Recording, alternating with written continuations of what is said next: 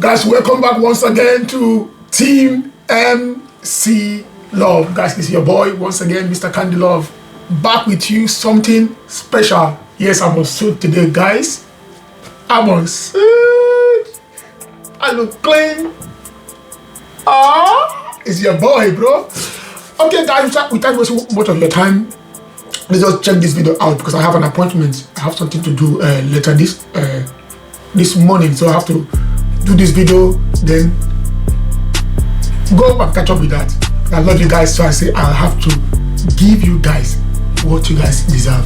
So today's video is a special video, and the title of this video is Inside the Home of the Biggest Drug Kingpin. Guys, let's watch. But before that, remember, like Mr. Candy Love always said, please leave a like, leave a comment, share this video with your friends, leave a suggestion on the comment below, and I will get back to it. I love you guys. Let's grow this family. Let's go.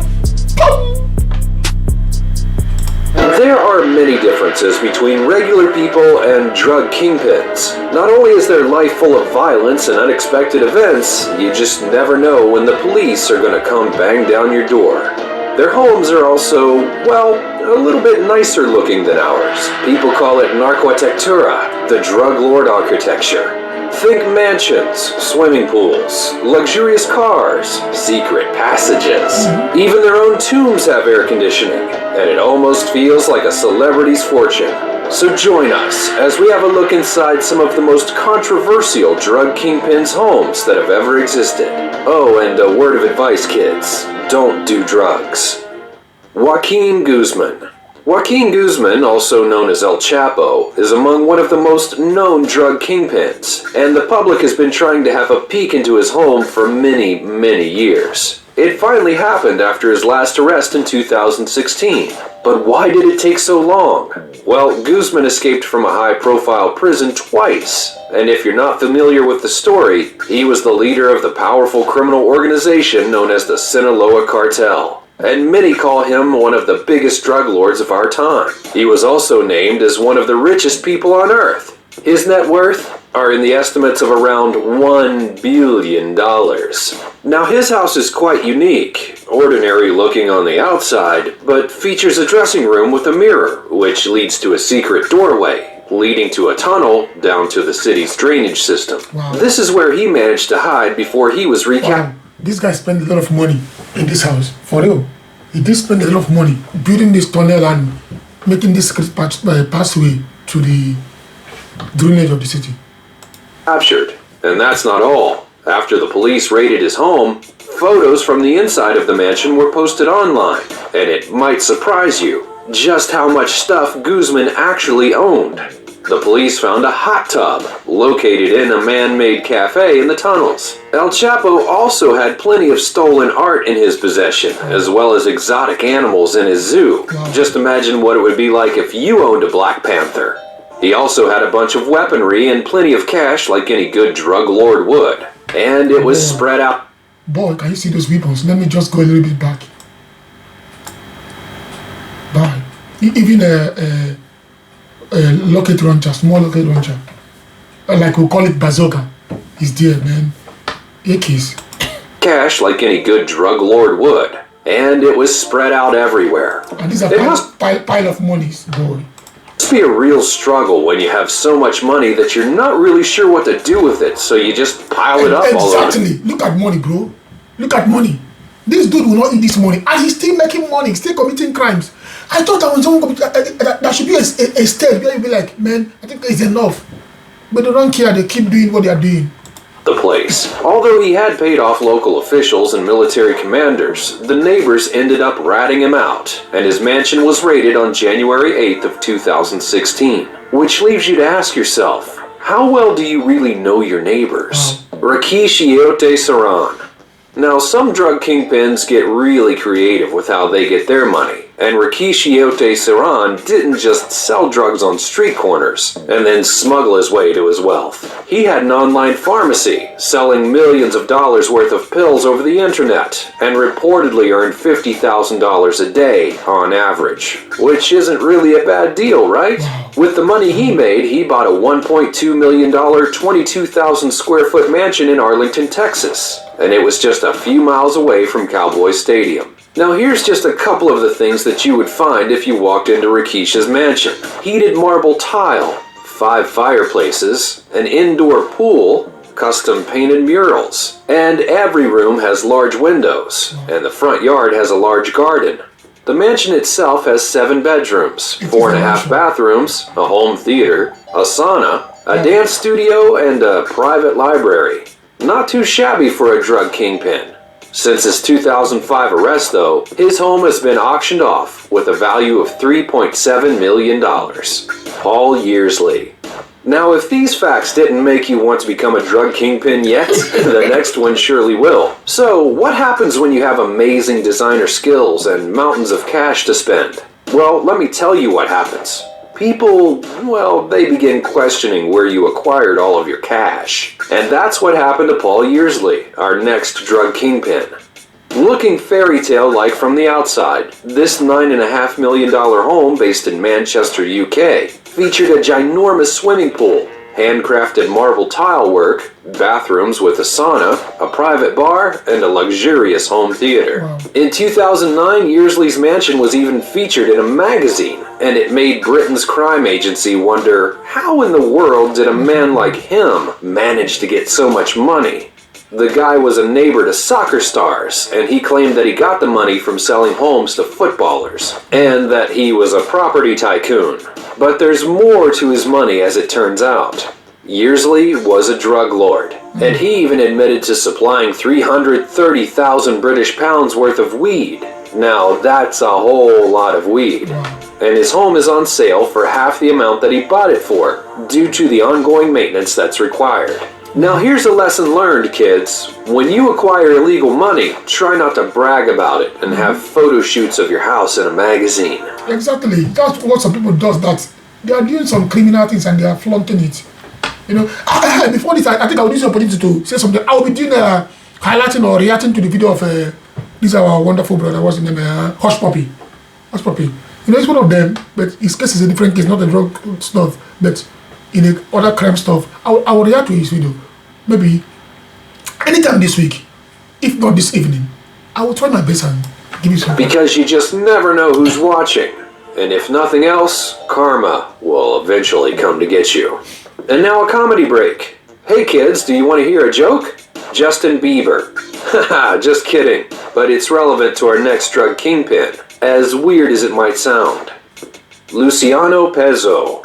Pezzo was one of Brazil's more successful drug traffickers, and after a massive November 2010 raid on Complexo de Alameo, a notorious Rio slum, Brazilian police found his mansion concealed among the squalor. Luciano was one of Brazil's top drug traffickers, and it took 2,600 police and army operatives to crack through his mansion walls. They said that it wasn't the first and definitely not the last raid. But they did discover something that was really mind-boggling, and a hell of a lot better than any luxurious car, home theater, or even a swimming pool. Luciano seemed to have a hand-painted mural of, you probably won't believe it, but it starts with a J and ends with Justin Bieber. That's right. It was a recreation of his album cover one time. And that's not the end of it. The mural had 2 large holes in it. And according to several reports, it's where he kept the drugs and weapons. A wall opposite of Justin Bieber's mural had Bieber's name, full of hearts. No, I'm not kidding. As it turns out, Luciano actually recruited plenty of kids into his smuggling business. And some of them... he used that to lure them, you know. Children, almost of the children, they like Bieber a lot. So he used that to lure them, you know. Might have even been Justin Bieber fans. Now, while we hope those kids are doing alright these days, the thought of a glorified Justin Bieber poster in a drug kingpin's mansion is just really kind of hilarious. And it looks like there's no limit to Justin Bieber's fandom. Luciano didn't have an official nickname, but judging from these findings, a believer seems like a fitting choice. Pablo Escobar. And then, of course, there's Colombian drug lord Pablo Escobar, possibly one of the most well-known drug lords on the planet. His ambition and ruthlessness made him one of the wealthiest, most powerful, and most violent criminals of all time. He was equally admired, just as much as he was feared, and you certainly did not want to get on Escobar's bad side. The man who's behind the famous quote about disloyal friendships is also the man behind the cocaine trade in Colombia. Escobar made money, and he made people kill for money. He controlled over 80% of the cocaine trade to the United States, and that meant a large sum of money, a lot of which went straight into his home. The man dreamt of wealth since his younger days and wanted to become president of Colombia. But what is someone doing with such amount of money piling up in the room? Guys, check out ball.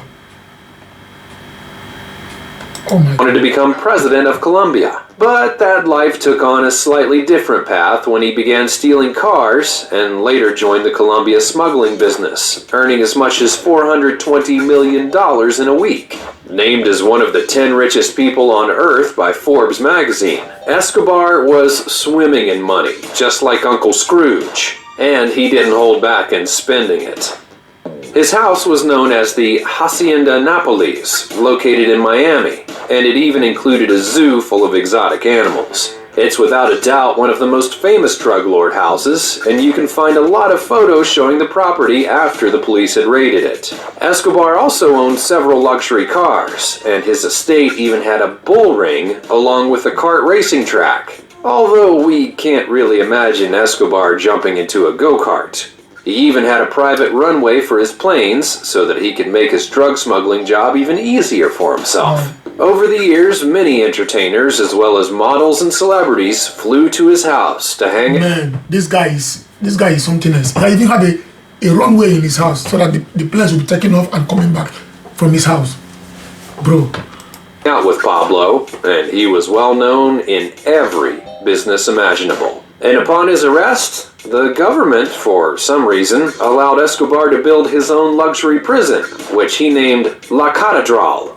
His employees were his... He built his own prison while in prison. Oh, come on. Is that government not corrupt also? Anyway, they want to eat his money.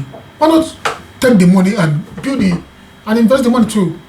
Give him the privilege to own the prison where he lives and have his own bodyguard. In the prison. Guards, and the prison had a casino, a spa, and a nightclub. So it seems as though this drug kingpin did really well for himself. Anyway, that means he never went to prison. He was on vacation. Look at a luxurious island. Let me use the word island. A piece of land, or a mansion, or a villa. You know, still enjoying and living large like he was living when he was outside. After his arrest, the estate was so hard to maintain that the government donated the zoo to the Colombian and international zoos after his death. Now, just to give you an idea, the entire estate was 9 times the size of New York Central Park, and there's probably a lot of still undiscovered hiding places. Escobar's former home was also once a theme park, which attracted about 50,000 visitors a year, and in 2016 they began tearing it down, discovering a secret metal safe underneath the concrete, weighing about 700 pounds. The safe is now in the hands of property owners, and we're sure that Escobar had many, many more secrets inside of his mansion, so it's just a matter of time before they're discovered. And now for an honorary mention. Tony Montana's Scarface Mansion. No, this guy is not he's an actor.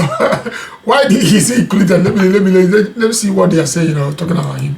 Sure, Tony Montana is a fictional drug lord, but his house was so impressive that we've added it to our I list. don't know if you guys know that this guy was the guy that acted the Passion of Jesus, one of the first Passion of Jesus. He's the one that acted it too. The 10-acre property is real, and the mansion itself has about 10,000 square feet, and is still on the market for $35 million. The price seems so extreme that no one is really willing to go for it. The mansion was built in the early 1900s, but has since been renovated. The front yard features fountains and plenty of Persian-style architecture, while the rest of his bedroom property has more of a modern decor, with mixed Roman and Middle Eastern influences. The rear of the house is just as fabulous as shown in the Scarface wedding scene. It's a paradise to live in, and not just for drug lords. And certainly some drug lords just weren't lucky enough to own a home, although we're sure that they'd look fabulous. Perhaps those like the famous Queen of Cocaine, Griselda Blanco, Daniel Barrara, who burned his own fingerprints to become untrackable, or George Jacob Jung, also known as El Americano. And the list of drug kingpins just goes on and on and on. Wow. And although the secrets of their living conditions have not yet made their way to social media, we're sure that the police have seen plenty of mysterious things during their raids. So the question on my mind is, what would you buy if you had all of that money? Let me know in the comments below. And while you're here, be sure to check out some of our other videos on prisons and drug kingpins. So guys, man, this is awesome, and I want to thank you guys once again for hanging out with me this day. Guys, I really enjoy your company and I like what you guys are doing. Keep sharing my video, keep subscribing, keep leaving a like.